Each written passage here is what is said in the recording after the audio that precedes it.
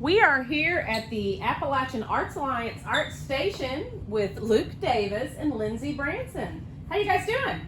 Fantastic. Great. So we are here because today is our first Fresh Stop Market of the season. And we'll talk a little bit about what a Fresh Stop Market is and what we're doing with that program through North Fork Local Foods. But first, let me ask you guys a question. Do you guys like to cook? I do. Do you think you're a good cook? Fair to Midland. I question. I think, and we think at North Fork Local Foods, that in order to be a good cook, all you need to do is know what tastes good to you and to have good food. And we have good food coming all over the place at North Fork Local Foods from our local farmers. So our Fresh Stop Market is a sliding scale pop-up market that works to get food to people no matter where they live, how much money they make, or anything else. And so Fresh Stop Market meets every other week. And our the consumers get what's called a share of food. So they don't choose what they want. We pick what's most local and most fresh from our farmers, and then they receive a bag of different fresh fruits and vegetables, and sometimes meat, sometimes bread. And we like to do demos like this to show people new ways to cook with this food that are fresh, that are healthy, and that are fast, because we're all really busy. Plus it's summer, right? It's gorgeous outside. We don't want to spend a lot of time inside, right? So today, Luke and Lindsay of the Appalachian Arts Alliance Art Station are going to be our guest chefs, and so they're going to cook up a few different things. And we're going to think about what's one of your favorite places to eat in the summer, or one of your favorite eating activities in the summer. I like to eat outside. I do too. I love cookouts, and so we have a lot of cookouts coming up, including the Juneteenth celebration that is going to be on Sunday. I can't remember the date, but check out Facebook for that. Which is a community potluck cookout where we'll be providing the meat and community members can bring side dishes. And I love when I get to go places and take a side dish. That's always fun, right? And what we're going to do today is we're going to do something a little bit different. So we all love taco salad, right? Absolutely. It's so good, right? The crunchy, fresh vegetables and the lettuce and then that savory meat on top. Well, we're going to make a not taco salad. Okay. So we're not going to be making a taco salad with traditional Mexican spices. We're going to take a little bit different flavor profile, a little bit more sort of North African or Mediterranean for a little bit different flavor, but it's still going to have those great qualities that we love in a taco salad with the really great vegetables and then the delicious meat. And we're going to start by using, one of the things that's in our share this week is peas. So peas are fresh right now. Peas are almost on the way out, right? People's peas are almost done and they're so good. And they're so delicious that when I've been getting my peas, I'm hard pressed to do anything besides just eat them raw because they're so delicious. But one thing I do like to do is I like to blister my peas. So I'm going to turn on this eye.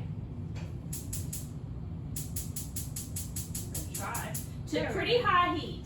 And we've got a cast iron skillet here. Do what?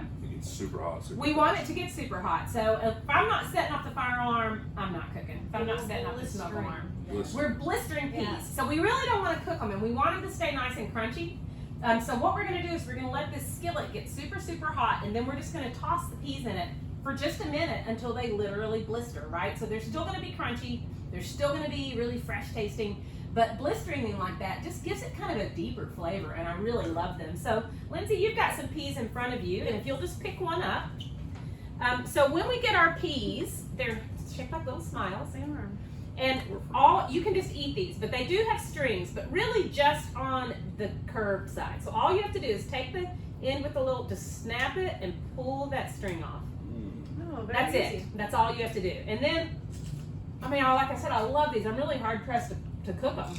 But we've got some here that we've already removed the strings from, so we'll remove the rest. Again, you just kind of, it's no big deal. You don't really need to worry about this side, although you can if you want.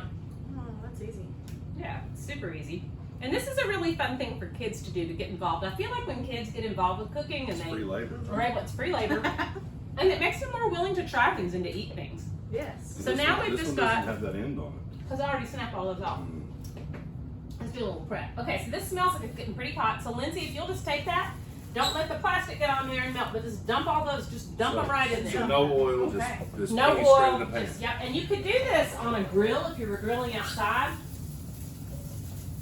And then we're just going to shake them around. So I was doing something with a cast iron skillet at my boyfriend's house, and he's got one of those glass top stoves that I really ruined at doing this. I can't be trusted with fragile things. If you have a glass top stove, don't do this. Instead, you could use some tongs and just sort of toss them around. And we're going to see how you can see those are already starting to get a little blistery. Yeah.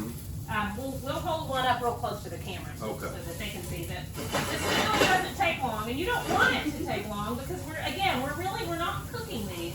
We're just blistering them just a little bit, just to deepen that flavor. So we'll let those sit. The reason that we did this first is because we're also going to be cooking some ground beef in this pan, and I don't like to wash dishes when I don't have to. So we're going to start with this because there was no oil. It's not going to leave any residue. It's really not going to do anything. And then we're going to be able to just turn the heat way down on it. And cook our meat in it. Okay, so you can see how these have a few little brown spots. Yeah. Do they need to be covered in brown spots, or? They need to be however you think they taste good. Okay. So you could get them a little darker if you wanted. I'm going to go ahead and pull these off because we're going to use them on a salad, and so we want them to still be pretty crisp. So I'm just going to turn this off. And I'm just going to dump these right back on this platter for now, where they can cool. Okay. So the next thing that we want to do is we want to cook a little ground beef. And Luke, you're going to do that, right? Okay. So does Luke take direction very well? Not Lindsay? really. Not really? Luke is a fine musician, so when it comes to the music, that's how he understands it. So Luke, you teach music lessons I here do. at the art station, right? I teach here in guitar lessons. Right, you teach guitar lessons. What other music lessons can people take here at the Appalachian Arts We have Alliance? guitar, mandolin, piano, voice. We can set you up with banjo and fiddle, violin. I guess they're technically the same thing. And these are for, well, I heard one time, what's her name is married to Jason Isbell? Oh, I've seen, Amanda Shires. Amanda Shires. I heard her say that it's a fiddle when you're trying to buy it and a violin when you're trying to sell it. So, There you go. I like that. and so this is for kids of all ages, adults, for anybody, right? Yeah. And you can work with people if they can't afford to take the lessons. Sliding you can scale work and with scholarships, scholarship sliding options scale. are available. So really, one of the things I love about the Appalachian Arts Alliance is that you really work to make the arts accessible to everybody. We'll figure out a way to get it taken care of. So music's one of the big things that you do. What are some other music things? Front Porch Pickins coming up soon. When's the next one? June 22nd.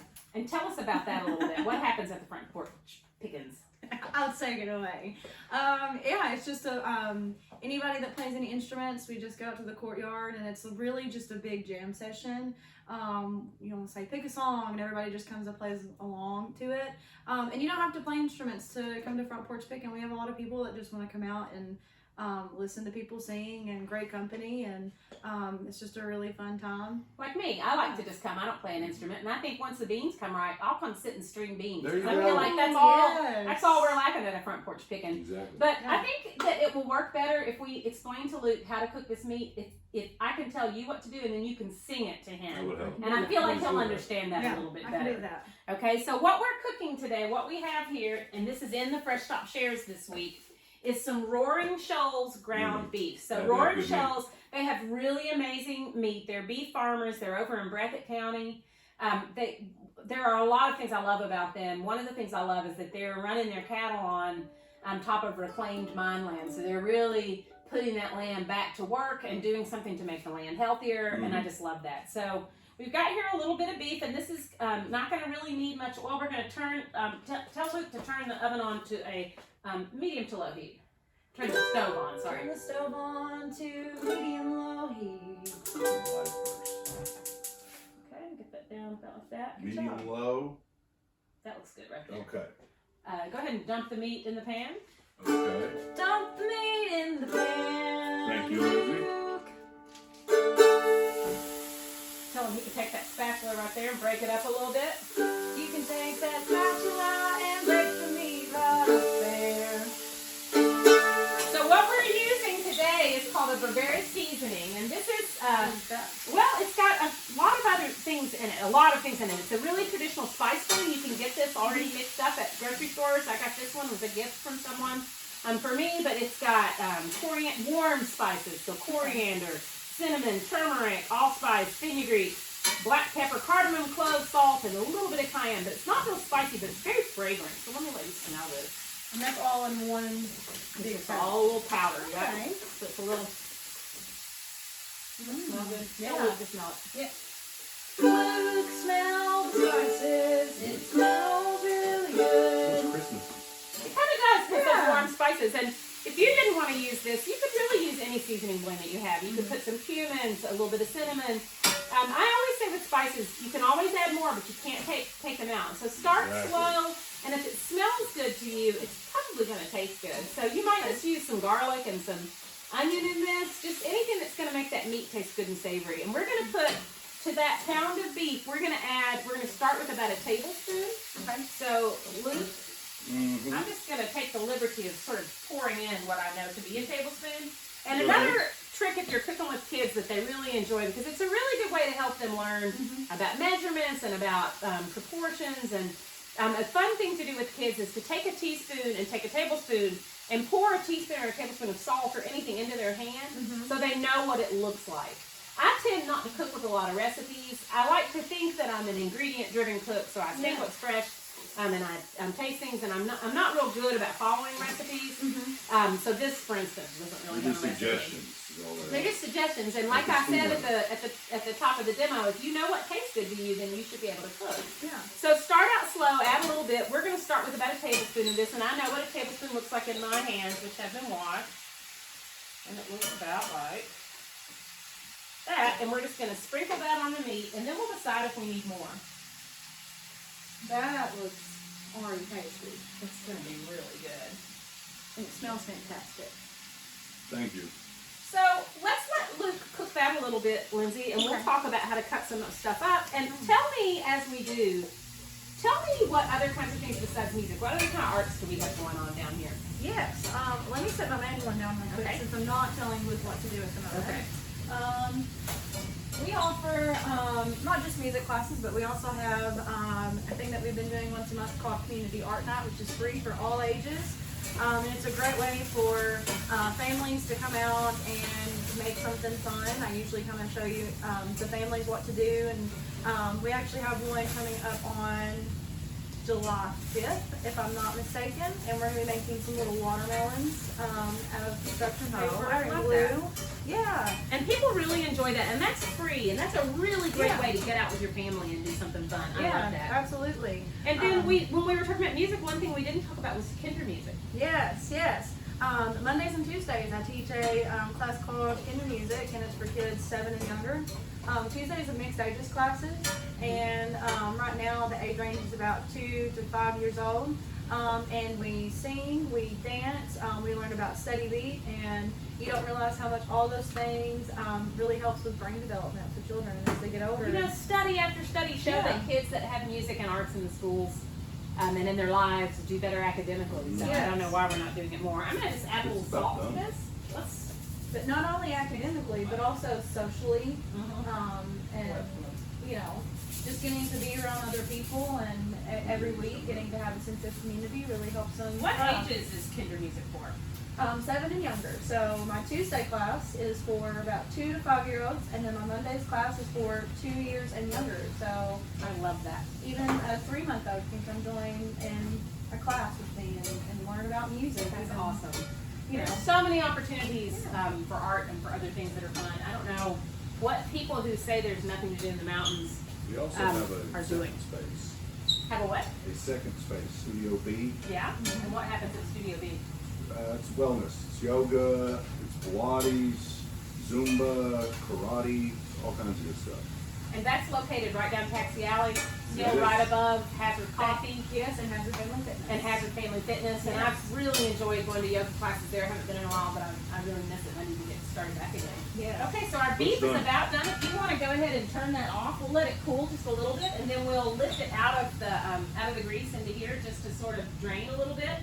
And I'll do that in a minute. But let's talk about how we're going to cut up these greens. So these are collard greens. Look how pretty they are. They're You know, so I've never seen like a collard green like that before. they get even bigger. Some of them get huge, but these are fairly young ones, and they're fairly tender, but they're still pretty sturdy, right? Most of us have had greens like collards and kale, and I love them this way. Most of us have had them cooked with like fatback. Mm-hmm. And they're so good, and get that pot liquor and dip your cornbread into it, and I love that. But because it's summer, we don't want to spend forever. And because what we're trying to make here is a salad that would be really good that we could take someplace. I really like to use these heartier greens, like these collard greens, which are in this week's share.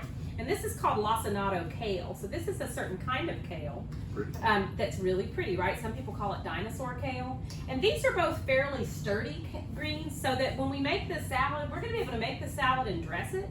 And it's gonna be able to sit for a few days. So I know that Luke loves to have a good lunch with some protein that's healthy, that has a lot of vitamins and minerals, and makes him, I mean, look at those guns, look at that.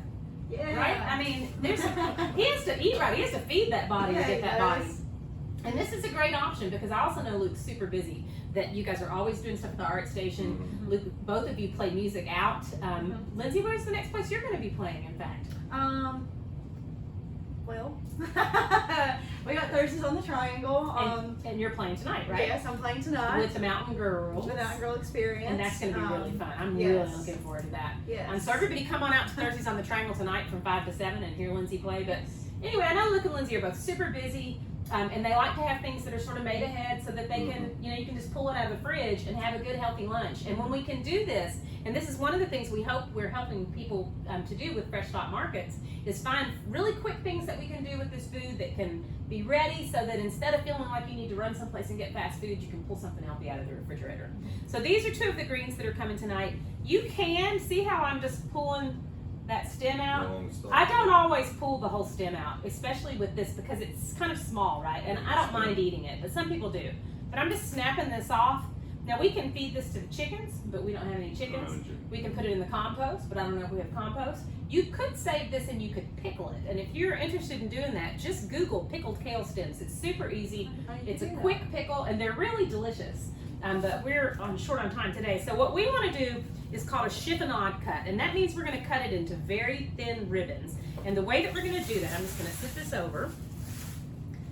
We'll do it separate with these. I am pulling off this bottom part, right? Because this stem's kind of thick right here. I'm just going to pull it up to a place where I don't think I'd mind eating it. And then we're going to stack the leaves. Okay. I'm going to fold in these pieces just to make it a little easier. And then I'm going to roll it like a cigar. So now I'm holding it rolled up like this. And then, Lindsay, if you'll just slice super thinly like this, okay, we end up with these little ribbons. So I'll let you do that. And then we're going to do the same thing with the collard greens. I'm going to pull out. We'll let Luke chiffonade the collard greens. Okay. Now I do not have what I consider to be good knife skills. It takes me a while. I'm slow, but that's okay. We're not in a big hurry, right? Yeah. So I'll sit those there. What we're going to do with this salad is we're going to dress it with a peanut dressing. So kids love peanut butter. I love peanut butter. I love peanut butter and jelly. I love peanut butter in all its permutations, and I really like savory peanut butter dishes. So I like kung pao chicken, which has peanuts in it, and I like pad thai, which is a peanut dressing on a noodle. And so this peanut dressing that we're going to make, you really can vary it to your own tastes. Okay. And you can make it spicy if you want it. Today we're not going to make it very spicy, but you certainly could add a spoonful of sriracha to it, or some chilies from the garden. But a good thing to do with this dressing, again, is just kind of taste it as you go. Okay. So I'm going to tell Luke what to do to make this dressing. Actually, let's switch out and let's look at these pretty. See how these are. It's like confetti. Isn't that pretty? And let's let Luke try his hand at chiffonading the collard. And this is the reason this is a good technique is because it is pretty. It does look like confetti. But another reason that it's good is because these are pretty sturdy greens and we're not going to cook them. Right? We are going to pile some meat that's a little warm on them, and that'll wilt them a little bit, which we want. But since we're not going to cook them, we want them to be small so that they'll be more tender to eat, right? Now, in your shares this week, you also have 2 heads of lettuce, of romaine lettuce. You could certainly use that lettuce in here. If I were using lettuce in this, I would not dress it ahead of time because the lettuce will get soggy if you dress it ahead of time. But this can get a little soggy, right? It's not even going to really get soggy. It's just going to get a little more tender as it sits in the dressing. Look at these perfect. Yeah. Look at this. Look at these little perfect little rounds of. You're doing a great job. You really are. And you didn't even have to see in that instruction. I like the cut stuff. My favorite part of cooking. I do too. And and I am slow with it. I don't have fast, good knife skills, but I enjoy it. Okay, we're just gonna scrape that in here. And we've got a little bit more that I cut up ahead of time, and let's go ahead and make our dressing. So I'm gonna step out of the way. And we're gonna be using an immersion blender to make this dressing, but you probably could whisk it by hand, or you could do it in a blender, or you could do it in a food processor. But peanut butter does this thing. When you whir it up with water, it gets weirdly thicker at first. I'll show you what I mean. So if you wanna just take, and that's that kind of all natural that may be a little separated. So stir it up a little bit, and you want just a couple of good tablespoons in there.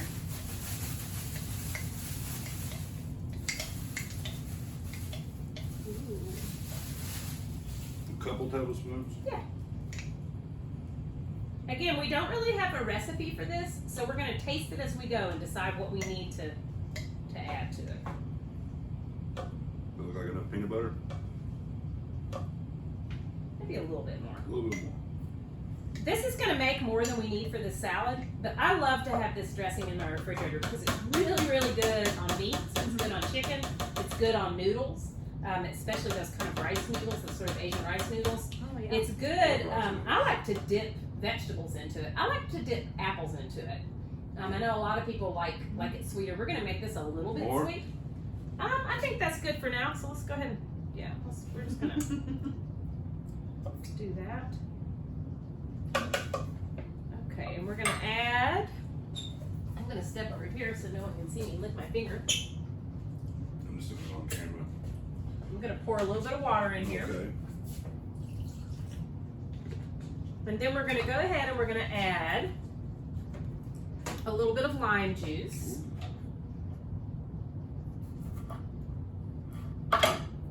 And I'll show you a trick I like to do with limes. You can do this with a fork or a spoon with limes and lemons. So if you take it and you just jam, you'll really get a lot of juice out of it.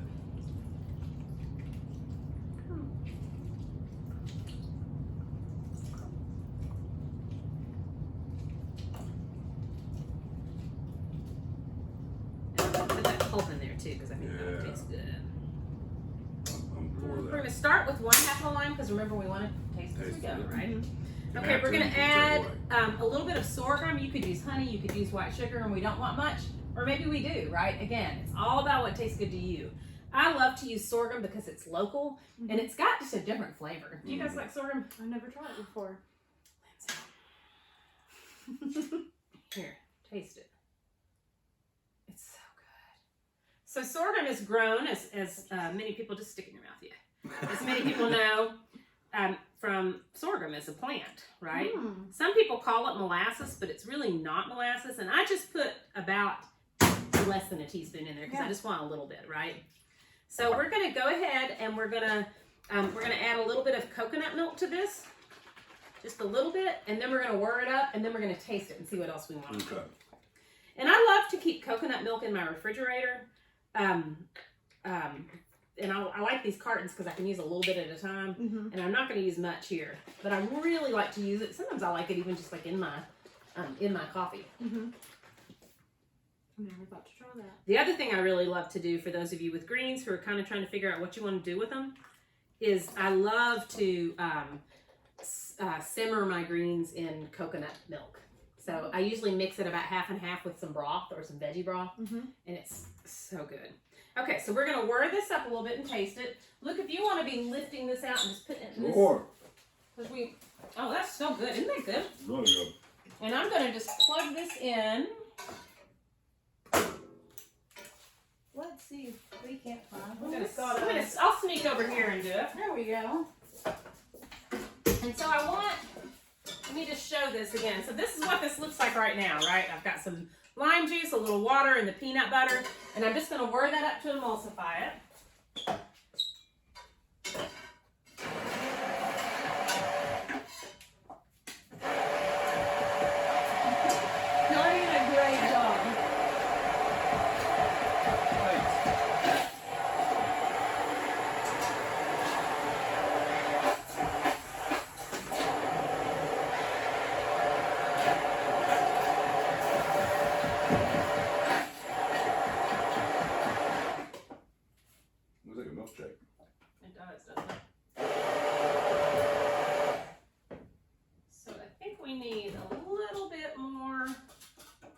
peanut butter in here just to get it a little bit thicker. But while we do that, let's go ahead and let's taste it. Okay, definitely needs some salt. I think it needs a little more lime. I don't know, that's pretty limey actually. It's very limey. Let's leave it. Let's just put more. You are getting low. I think it needs a little tiny bit more sorghum actually.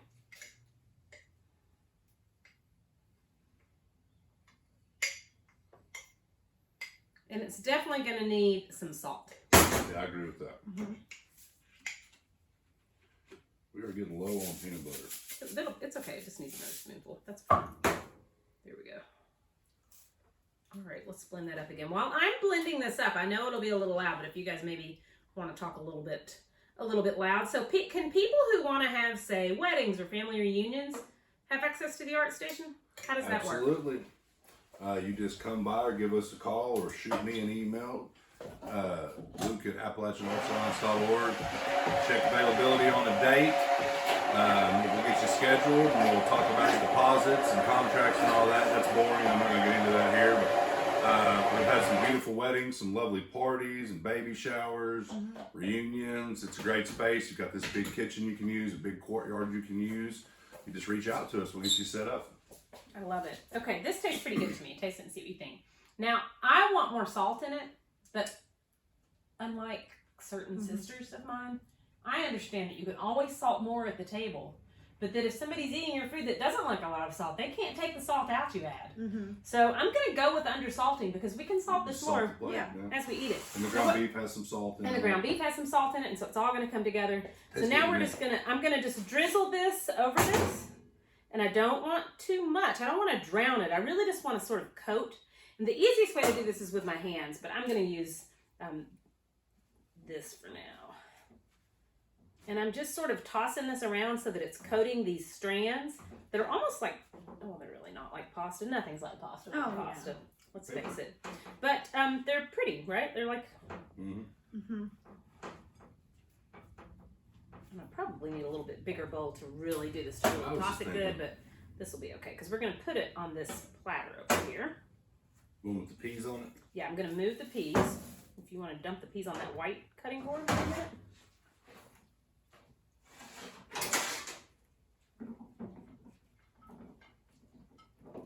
The blistered peas? The blistered peas. Did you taste one once they were blistered?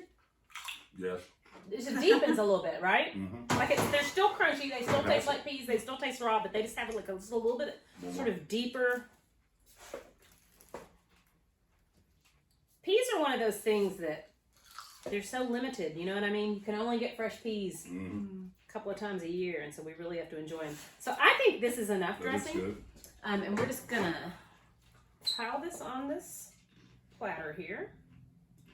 And this would be really pretty to take to a cookout. Again, there's really not a lot in here that's you're gonna feel like you have to just refrigerate the dickens out of it. I mean, you don't want to leave it sitting out in the 90-degree sun all day long, but it's also not something that's gonna get wilty and gross. And then we're gonna pile the meat on.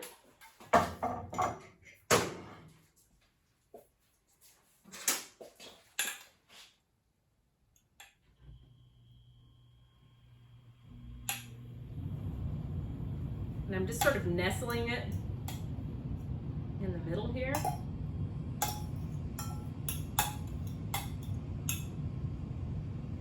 And then we're gonna top it with some of our peas, or we'll put the peas, let's put the peas around the edges. That'll look pretty.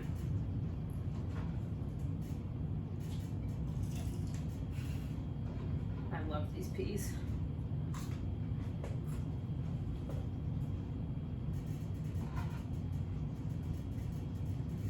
And then for our final thing, we're gonna add a little bit of, also in the shares this week we've got tomatoes. And these are some of the first local tomatoes that we're getting, and that's because our good friends over at Forks of the Troublesome Food at the Hyman Settlement School have been growing them in their greenhouse. And so they've got these early tomatoes ready, and I love tomatoes. I wait for them every year, right? And then we also are getting from Forks of the Troublesome, we are getting cucumbers, and I just went ahead and chopped these up. So we're gonna put a little bit of that on top, and that is like this is the thing that makes this sort of like a taco salad, but with really different seasonings, right? Is that we've still got these cool vegetables, these cool crunchy vegetables. We're just using a little bit different flavor profile. That's great. And then these are not in our share, but I just wanted to talk a little bit about this. This is pickled onion, exactly. So it's just quick pickled, so you can just slice up a red onion. This can sit in my refrigerator, and this will continue to get pinker through, but you just heat up a little bit of vinegar, half water. And you can use any kind of vinegar. I used rice wine vinegar, but you could use cider vinegar or white vinegar or red wine vinegar, anything you want. And you can do that again, half vinegar, half water. Add a little bit of sugar. I used actually some rice syrup just because I like the flavor of that. And then I added some sliced garlic cloves and a little bit of salt and some coriander. And that's it. I have coriander in there and a little bit of brown mustard. And so I'm going to just put a few of these. I'm going to scatter those sort of across the top because I think that pickled flavor is really going to act nicely, play nicely with the rest of it. And then for the final thing, we're going to top it with some chopped peanuts.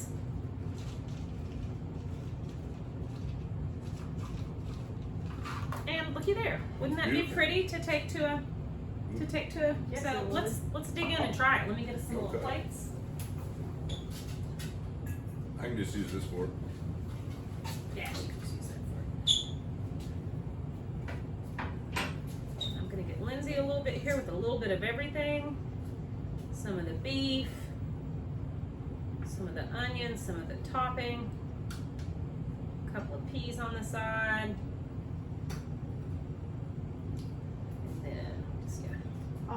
Okay.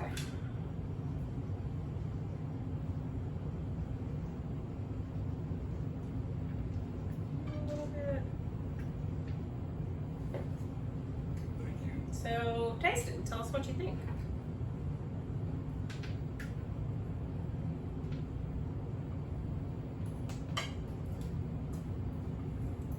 Delicious. Is it good? It's definitely not taco salad. It's definitely not taco salad. Very good. Oh, but it's really good. I really like the way that river seasoning goes with the peanut dressing. And the tomato, having that in there. Just The gotta cold, calm down. a little bit of the cold crunchy cucumber. This is delicious. Oh, this is great. Well, thanks you guys for being our very first Thank you. Fresh Stop Market guest chefs. If you're interested in buying a Fresh Stop Market share, you can find us at North Fork Local Foods, Fresh Stop Market, or you can come down to the Perry County Farmers Market, talk to us about it there, get some more information. And it's a really great way to be able to afford fresh food. If it's not hard for you to afford fresh food, then it's a really good way to help other people to afford it. So we love our Fresh Stop Market, we love our guest chefs, we love the Appalachian Arts Alliance and all the great work that you're doing here. And tune in every other week through the summer to see another guest chef cooking stuff up with our delicious shares and local food, local love. Yeah. So thanks, guys. Thank you. Thank you. I'm gonna keep eating. As you should.